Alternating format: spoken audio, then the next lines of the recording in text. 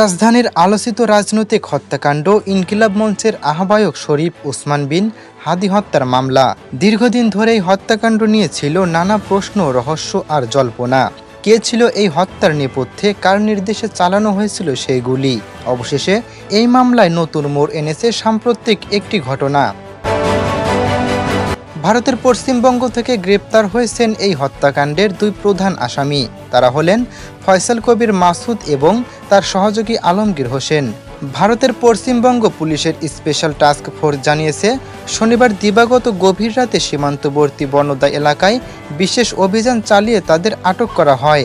পুলিশের দাবি, গোপন সূত্রে খবর ছিল বাংলাদেশে গুরুতর অপরাধ করে দুই ব্যক্তি অবৈধভাবে ভারতে প্রবেশ করেছেন এবং সুযোগ পেলেই আবার বাংলাদেশে ফিরে যাওয়ার চেষ্টা করছেন। সেই তথ্যের ভিত্তিতেই অভিযান চালানো হয় বনগাঁ সীমান্ত এলাকায়। অভিযানে আটক করা হয় দুই বাংলাদেশি নাগরিককে। গ্রেপ্তার ব্যক্তিদের একজন পটুয়াখালী বাসিন্দা রাহুল, যিনি ফয়সাল করিম মাসুদ নামে পরিচিত, অন্যজন ঢাকার আলমগীর হোসেন। প্রাথমিক জিজ্ঞাসাবাদে বেরিয়ে এসেছে চাঞ্চল্যকর তথ্য। ভারতীয় পুলিশের দাবি, ফয়সাল করিম মাসুদ তার সহযোগী আলমগীর হোসেনকে নিয়ে বাংলাদেশের রাজনৈতিক কর্মী শরীফ ওসমান হাদিকে গুলি করে হত্যা করেন। হত্যাকাণ্ডের পর তারা দ্রুত দেশ ছেড়ে পালিয়ে যান। মেঘালয় সীমান্ত দিয়ে অবৈধভাবে ভারতে প্রবেশ করেন তারা। এরপর ভারতের বিভিন্ন এলাকায় ঘোরাফেরা করার পর শেষ পর্যন্ত পশ্চিমবঙ্গের বনদা এলাকায় আশ্রয় নেওয়ার চেষ্টা করেছিলেন। তাদের পরিকল্পনা ছিল সুযোগ বুঝে আবার বাংলাদেশে ফিরে যাওয়া।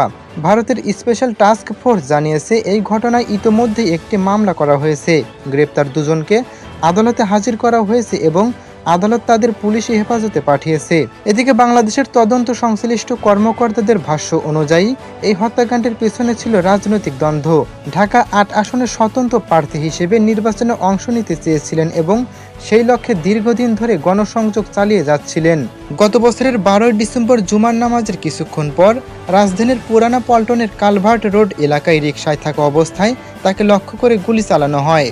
আত্মাইরা খুব কাছে থেকে তার মাথায় গুলি করে, এরপর দ্রুত মোটর সাইকেল করে পালিয়ে যায়। বাংলাদেশের তদন্তকারীরা দাবি করছেন যে এই হত্যাকাণ্ডটি পরিকল্পিত ছিল। তদন্তে উঠে এসেছে, ঢাকা মহানগর উত্তর যুবলীগের সাংগঠনিক সম্পাদক এবং মিরপুর এলাকার সাবেক ওয়ার্ড কাউন্সিলর তাইজুল ইসলাম চৌধুরী বাপ্পির নির্দেশনা ও পরিকল্পনায় এই হত্যাকাণ্ড সংঘটিত হয়। পুলিশের তথ্য অনুযায়ী ফয়সাল করিম মাসুদ সরাসরি গুলি করেন এবং তাকে সহযোগিতা করেন আলমগীর হোসেন। ফয়সাল করিম ছাত্রলীগের সাবেক নেতা এবং আলমগীর আদাবর থানা যুবলীগের কর্মী বলে জানা যায়। হত্যাকাণ্ডের পর ফয়সাল ও আলমগীর ছাড়াও সাবেক কাউন্সিলর তাইজুল ইসলাম চৌধুরীও ভারতে পালিয়ে যান বলে ধারণা করছে তদন্তকারীরা। তবে এই হত্যাকাণ্ডকে ঘিরে রাজনৈতিক মহলে চলছে নানা আলোচনা। কিছু বিশ্লেষক মনে করছেন, এই ঘটনার পেছনে বড় ধরনের রাজনৈতিক প্রতিদ্বন্দ্বিতাও থাকতে পারে। কারণ শরীফ ওসমান হাদি যে রাজনীতি শুরু করেছিলেন তা অনেকের জন্যই অস্বস্তিকর হয়ে উঠেছিল বলে দাবি করা হচ্ছে।